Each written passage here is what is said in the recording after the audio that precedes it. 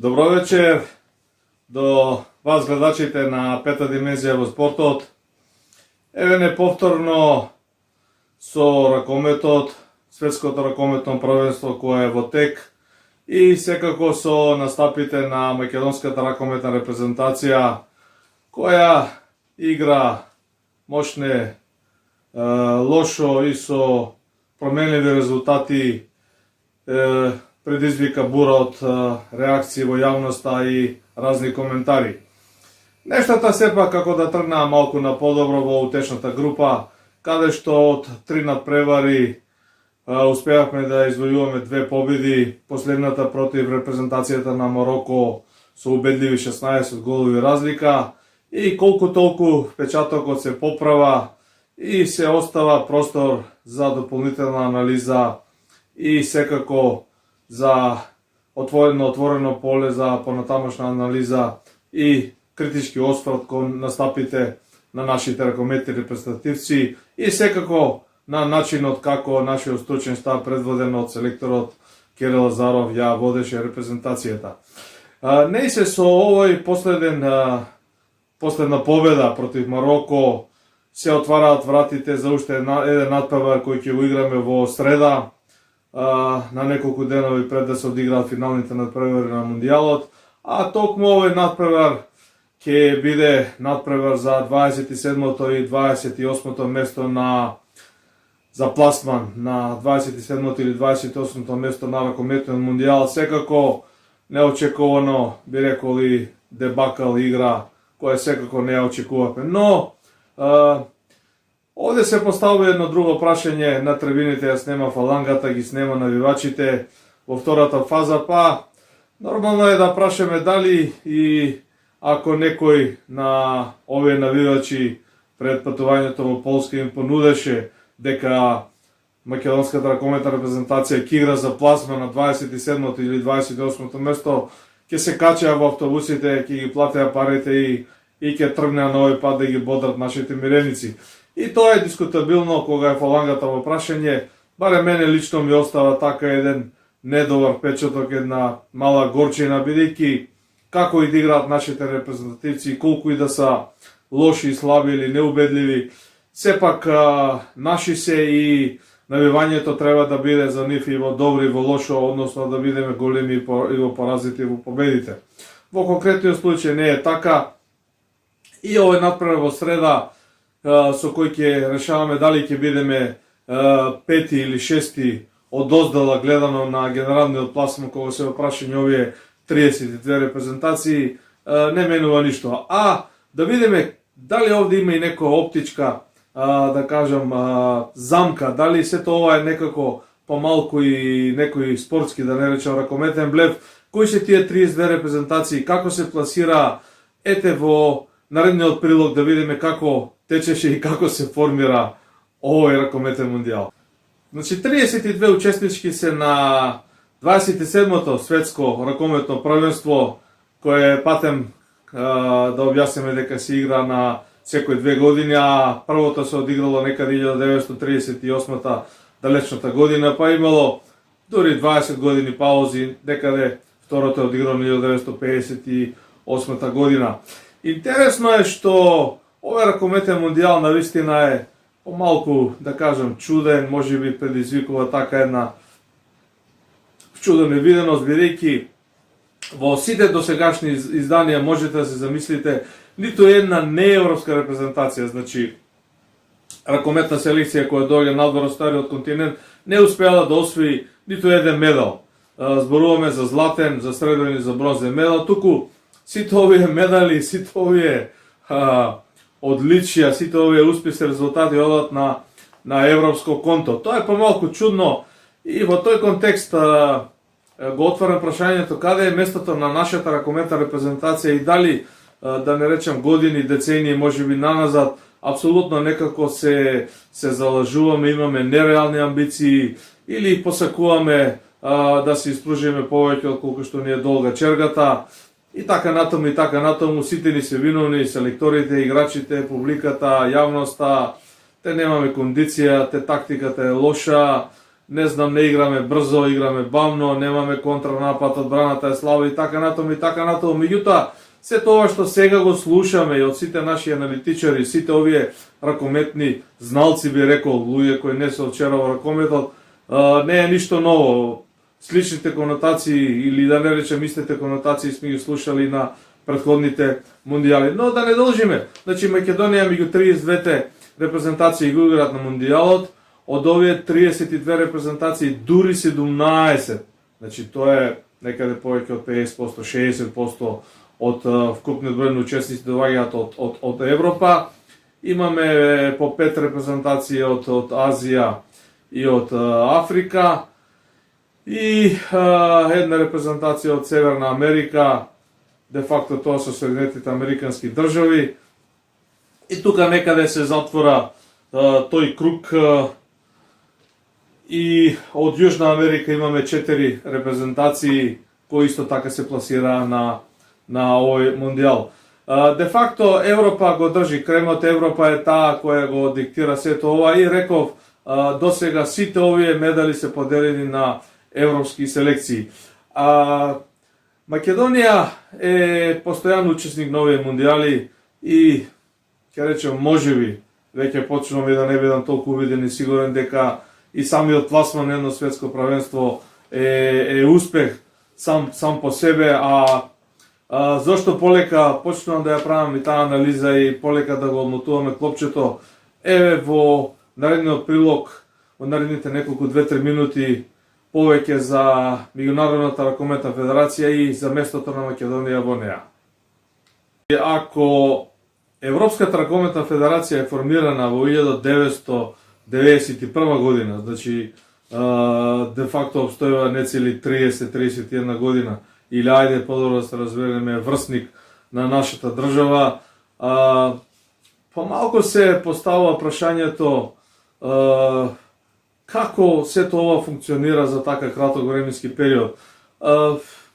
Анализата, преборувањето и она мало скитање по интернет страниците вели дека Европската ракометна федерација има 50 членки и 2 придружни членки. Замислите, придружни членки се, да речеме, Шкотска и Англија. Нели, придружни членки помалку чудно. Од другите 50 репрезентации, можеби половина од нив, некаде 20-25 се репрезентации кои играат секако епизодна улога години наназад. Овде се репрезентации од калиброт на малите земји, не знам, Естонија, Летонија, Лихтенштаин, па дури не знам точно дали Фарските острови, мислам дека немаат репрезентација, Гибралтар нема репрезентација, тоа се репрезентации земји, мали држави кои имаат своји фудбалски представници под закрилата на УЕФА, па релативно и поголеми држави како Бугарија, да кажеме, па не знам, Австрија, Белгија, па дури Италија, немаат некое завидно учество во целиот овој конгломерат на европски репрезентации. Целата игра, целата таа гарнитура, да не речам, дури малку разменував мислења, некои му убедуваат дека ова дури приватна забава, иако до крај не се согласувам со тоа, а иако има елементи. Значи, на оваа организација, Европска ракометна организација, де факто околу 25, можеби нецели 30 репрезентации се во некоја конкуренција, во некои квалификации, во некој бараш надпревари, а од сите нив дури 17 се пласираат на светското ракометно првенство. Мислам, не велам дека не е успех, не велам дека тоа треба да се подценува, и тоа е надпревар, и тоа се борби, и тоа треба да се почитува. Меѓутоа, дали тука е блефот, дали тука е мамката, дали тука е нашата нереална проценка дека Македонија ракометно вреди повеќе, дека имаме сили, дека имаме плејада играчи, па дури имаме и традиција. Не сум сигурен. Враќањето наназад вели дека генерациите на старите ракомети од почетокот на 90-те години, кога Македонија го кршеше тој ракометен мраз, играа со поголемо срце во далеку послави услови. Меѓутоа, оние кои го знаат ракометот велат дека и квалитетот тогаш бил на нивна страна, почнувајќи од Пепи Манасков, Наумче Мојсовски, Стефче Алушевски, Боро Чурлевски, ќе простите сигурно некој ќе заборавам од ова плејада на ракометари од тие 90 години или почетокот на 2000 година кога Македонија полека веќе се етаблираше, без да ги подценуваме сегашната генерација или онаа која пред малку замина. Меѓутоа лично мислам дека како Стојанче Стоилов или Филип Миркуловски во овој состав, барем ја не гледам ракометар кој така може да се искрши буквално да кажам за националните бои и да го остави телото, нервите, тетивите, едноставно душата на паркетот. Меѓутоа, и ова бара дополнителна анализа, само по себе да се пласираш меѓу 17 од некоја конкуренција од 25 репрезентации, се поставува прашање колку е тоа голем успех. Не велам дека не е успех. Ете, тоа е една вака мини лична карта на Европската ракометна федерација која навистина остава простор и дилема за понатамошни анализи и разговори како сето ова се организира и зошто сите овие работи се вртат околу 3-4 земји за кои ќе кажеме нешто повеќе збор 2 во наредниот мини прилог. Зборувајќи за титулите, за најдобрите во светскиот ракомет, кои доаѓаат од Европа, треба да се знае дека по 4 пати светски прваци биле Шведска, Романија и Франција. По 3 пати титулата светски првак во освоите витрини ја донеле Германија и Русија.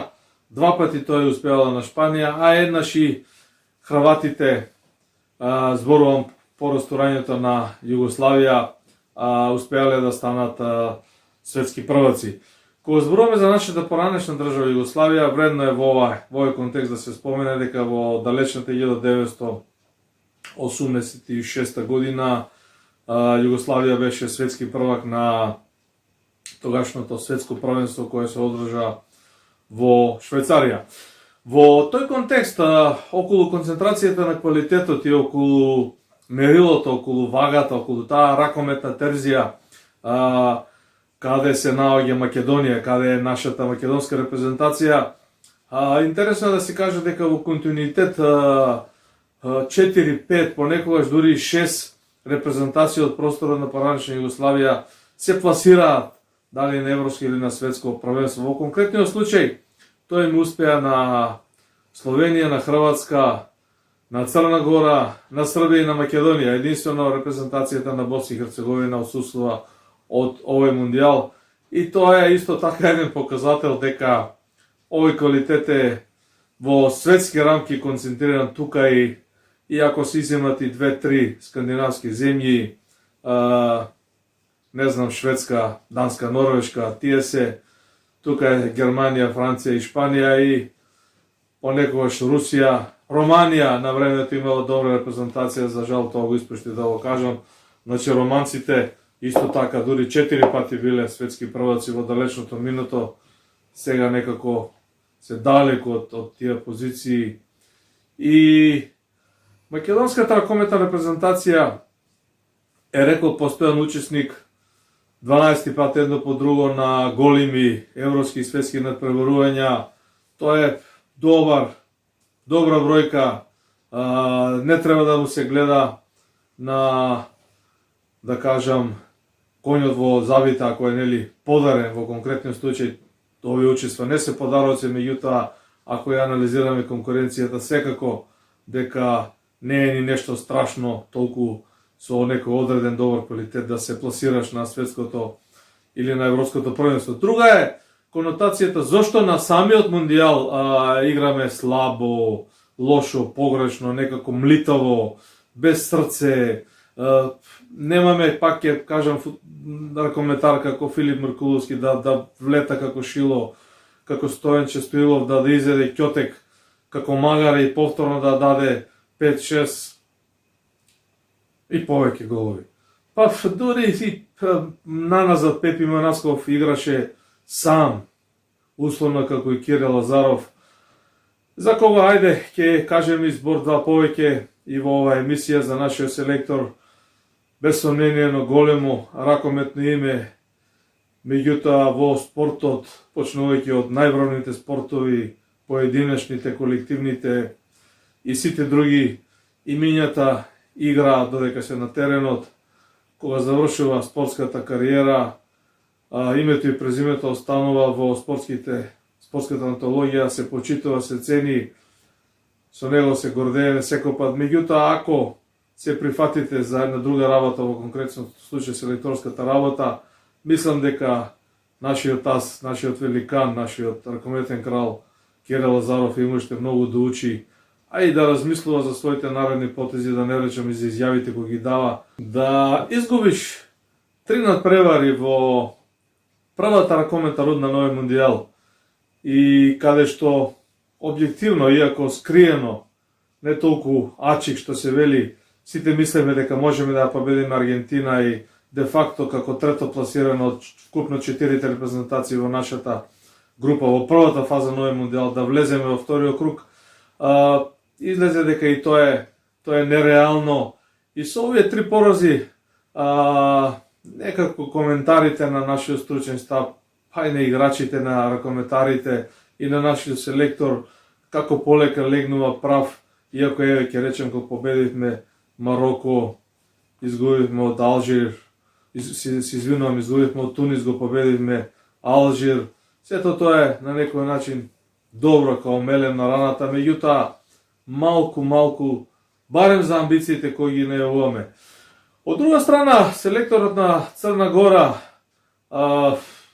без око да му трепне, излезе и си поднесе оставка, кратко и јасно, ветив нешто, не го исполнив тоа, благодарам на председател, благодарам на играчите, јас си заминувам, немојте да се обидувате ништо да сторите, ова е за мене завршена приказна. Машки отворено, честно и не знам кој друг термин да го употребам. Од друга страна, кај нас доваѓаат некој бланди, сладки, баклави со ореви, дека сме млада репрезентација, треба да се работи, треба да се уигруваме, треба многу време. И не велам дека не е така, меѓутоа да се игра вака млитаво и без жар, скоро на 80-90% на надпреварите, да ги губиме надпреварите на скоро 10 минути пред крајот, на крај ќе излезе дека и отровните стрели упатени кон нашиот великан Кире Лазаров имаат свое место, имаат своја патека и веројатно ќе стигнат на вистинската адреса каде што ќе се стават на маса и официјално после извештајот од овој мундијал ќе се распава и ќе се разгледува што и како по натаму. Во овој контекст исто така не треба да се заобиколи фактот дека се повеќе во јавноста меѓу ракометните кругови и онака што се вели на астал со по едно кафе или чашка пијалок, се коментира дека одлуката да се формира еден нов клуб, зборуваме за ракометен клуб Алкалуите, меч со две острици. Нема ништо лошо во вложувањето на спортот, нити во стратегијата на првиот човек на ова мега компанија, успешна во секој поглед, која донира во спортот и вложува. Тука не може да се најде забелешки. Меѓутоа, дали тоа на некој начин се враќа како бумеранг во односите на репрезентацијата, во изборот на играчите, малку се гледа низ прсти, се игра на картата, ете тие се млади, 19, не знам, 20 години ракометни репрезентативци, доправо ќе стасуваат. Можеби тоа пие вода, можеби не пие вода, меѓутоа времето е скапо и во секој случај овде треба една добра анализа и добри аргументи за овој избор, за ова стратегија, за оваа концепција и така натаму. Во таа насока останува простор и за понатамошно, условно кажано, солење памет на нашиот стручен штаб од пред се од ракометните зналци и не би било лошо, дори би било корисно сите овие укажувања, аргументи да се соберат во еден тефтер, да се отворат и да се малку стави прстот на челото и да се подразмисли за нив како да се оди во понатамошните чекови. Ете, тоа е мундијалот, тоа се резултатите, тоа е успехот. Останал уште надпреварот во среда за пласма на 27 и 28 место. дефинитивно ќе бидеме четврти или пети на овој мундијал во генерален пласман. Довидување до скоро до наредната емисија на Пета димензија во спортот во продукција на Буревесник.